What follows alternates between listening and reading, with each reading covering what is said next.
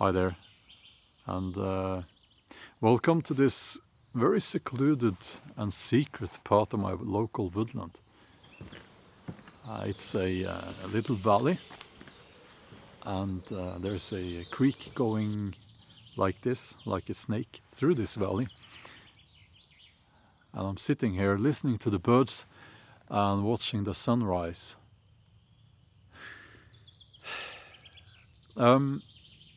I want to talk about why we need to connect with nature and why a lack of that connection seems to be what I believe is the main reason why we are making the wrong choices and why entire nations and governments and so on are making the wrong choices. Now, I've been talking about, and I hate that word, but the pandemic and all that before. And have you noticed that it's always about how technology is going to save us? We're going to genetically modify the entire human race. And don't YouTube, don't start that nonsense now, okay? I'm just saying it as it is. These technocrats, they think that we're going to use technology to fool nature. I can tell you, it's not going to work. What's the word? Hubris. Hubris. They think they're gods. And they think they can decide what happens on this planet. They think that they are on top of everything. And they can, this Bill Gates even, he had this dream of putting a lot of, what was it? Some kind of dust out in the stratosphere, atmosphere. I don't know. It's insanity, you know. It's total insanity, and it should make people laugh. But we have gotten so far into this disconnection with nature and this love of technology that something like that, to many people, seems sensible. Now, don't get me wrong. Technology is great. You know, I'm using a camera right now. I'm talking to a camera, and my fireplace over there that I just I had my fire over there. It's a fire pan and a firebox on top of that, so it's completely safe when it comes to, you know, forest fires and all that. And we had just had rain, and I'm surrounded by water also. So I love technology, but we need to understand that first and foremost, we are part of nature.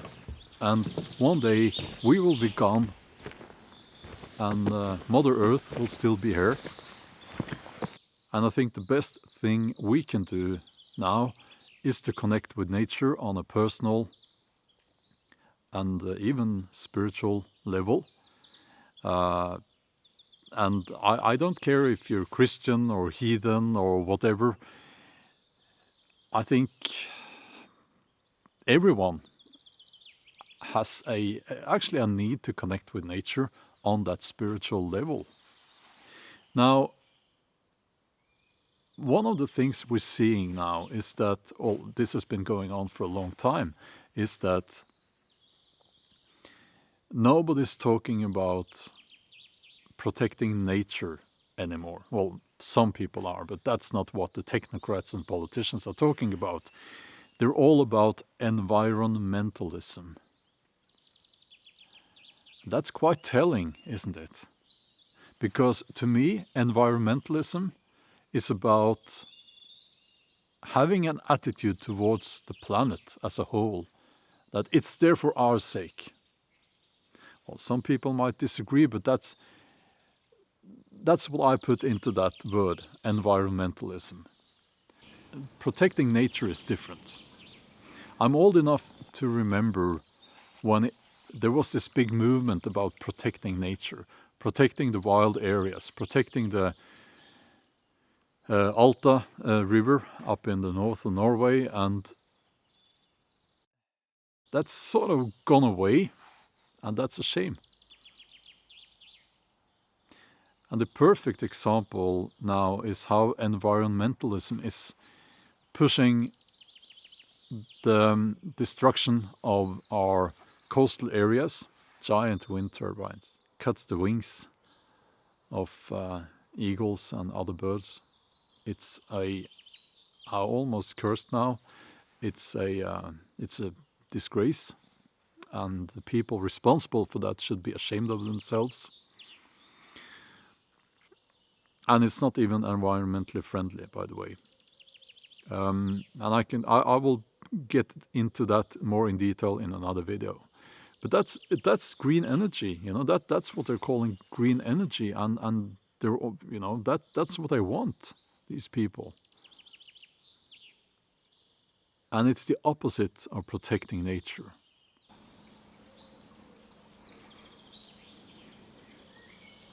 But I made some notes, and let's see now. It's serious when I made notes. So if we can connect with nature, each and every one of us, on a personal, emotional and spiritual level, it will save us. I truly believe that. And it's also this thing where it's quite obvious that if we do not have this connection with nature, we become misguided and misbehaved little children, full of you can see this, that's what these people remind me of. They think very highly of themselves, but in reality, lots of their decisions are based on ego, envy, hate, lots of these emotions that we generally view as not very positive. Now, and conservationism, that's the word I'm looking for. Conservationism must always come before environmentalism. And that's not what we're seeing now, not at all.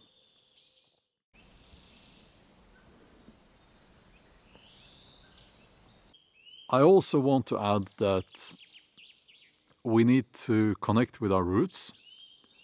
We need to understand the importance of family, traditions, not all traditions, but the healthy traditions, traditions that are healthy for us as individuals and for nature.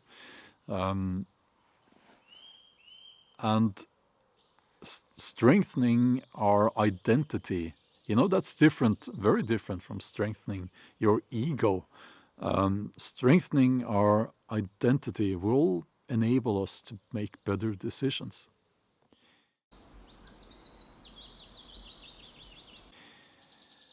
But first and foremost, we need to connect with nature. We need to get back to nature, And I'm sure there are other people who are better at finding the right words for this, but I just wanted to say this because we're living in times where society is changing. The structure of society is changing around us, and we're going to see a lot less freedom, a lot more totalitarian governments. So